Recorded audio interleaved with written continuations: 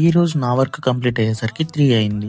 ఇంకా ఏం చేయాలో అర్థం గాక మా ఇంటి పక్కన అందరూ పతంగులు ఎగరేస్తుంటే మేము కూడా తెచ్చుకుందామని వెంటనే బయటికి వెళ్ళాం. ఇంకా వెళ్ళే దారిలో కొత్తగా ఫుట్‌వేర్ షాప్ ఒకటి పెట్టారు.